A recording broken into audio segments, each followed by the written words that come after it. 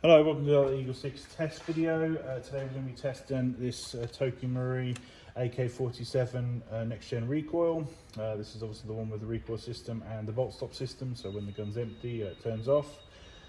This one came in for a broken piston. We diagnosed it basically, obviously the customer describes it as, gun stopped, can we fix?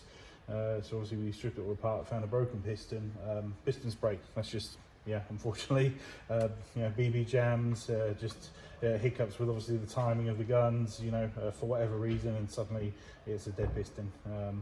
It's just sucks, but it is what it is. So obviously we've replaced the piston.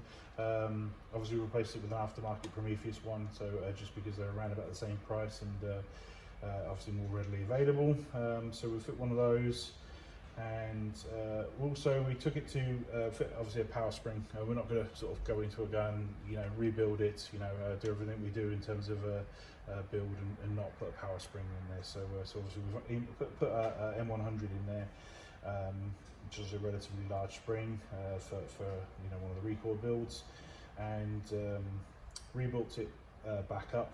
We took it to testing stage. Obviously got our FPS readings, etc, and the range was just really quite lackluster, we felt, on 0.32 ammo, so we just weren't hitting anywhere near that we're sort of able to hit on some of the other builds and stuff. So we thought, well, it just seems a bit pointless to send it back like that, so got a little bit further on the budget and also fits a new hop rubber and a thicker flat Prometheus, from Lipo nub in there, just to give a bit more lift on those heavier ammos, so that for less hop setting you're going to get more range, and obviously you don't have to use the 3.2s, although we obviously tested on 3.2s, and it's obviously now able to lift that. And maybe you don't use 3.2s, so you never even notice the problem and stuff, but obviously we've got a basic requirement for passing, for a pass mark here, and obviously it has to be able to lift 3.2s, out to sort of 65 meters, 70 meters, so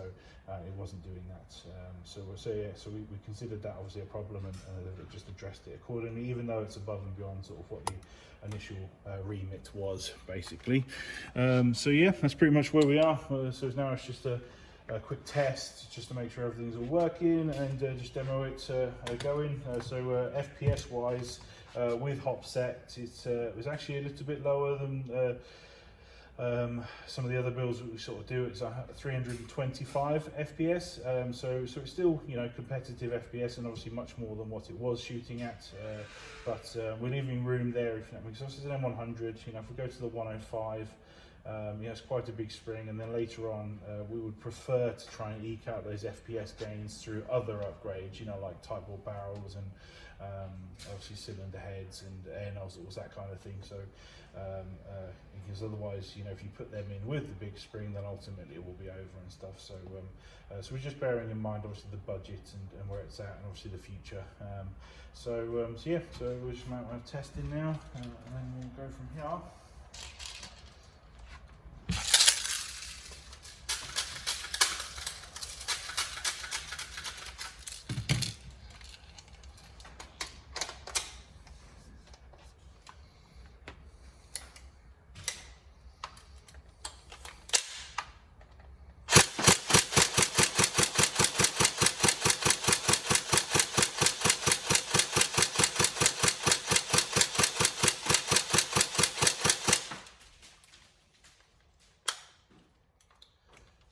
See when it's out, obviously the gun stops.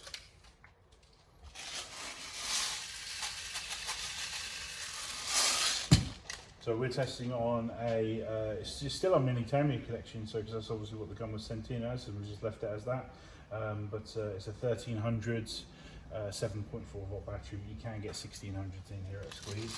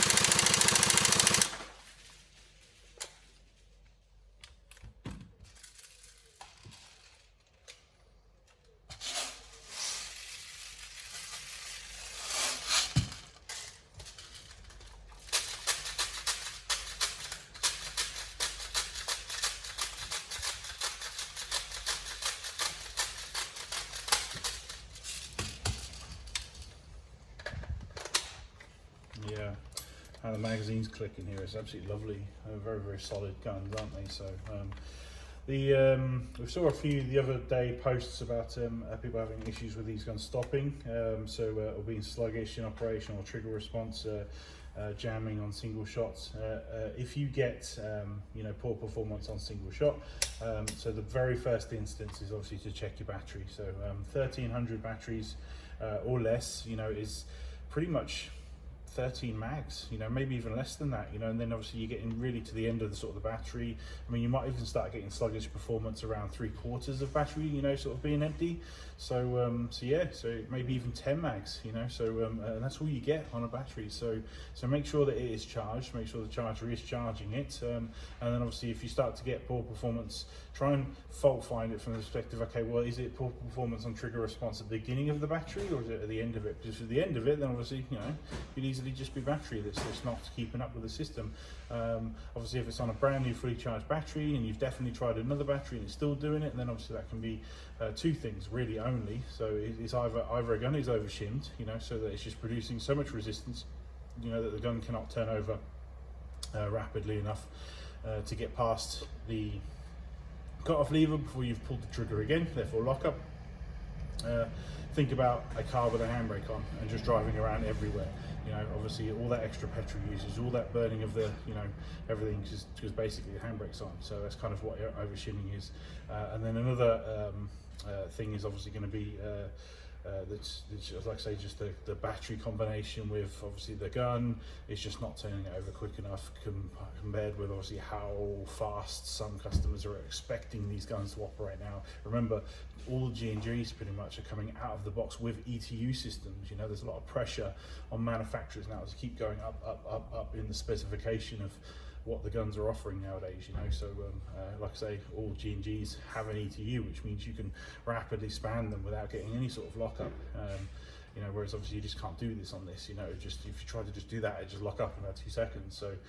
So one option is obviously an Asta version 3, they're pretty much a straight drop in on these, or the version 3 Leviathan, that's another one, a little bit more wiring just to bring the bolt stop through onto the import, but other than that, if you know what I mean, it's both of those are good options in the future, if you know what I mean, for these builds, if you have trigger response issues.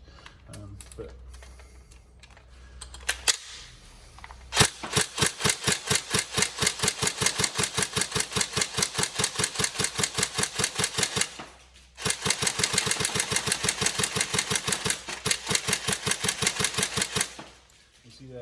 the faster I started to go, the faster and then sort of it was me that sort of almost like did a sort of half pull because of how fast I was going, almost then creating that stutter, which then almost jammed it. You can just hear it there, so just demonstrating.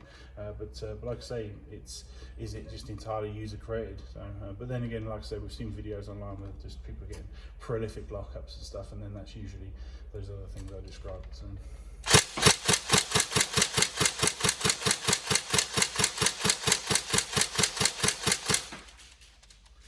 Go. All good, so we hope you enjoy it. Any problems, let us know. Hopefully the specification and going a little bit over is okay for you, and yeah, we hope you enjoy it. Thank you very much.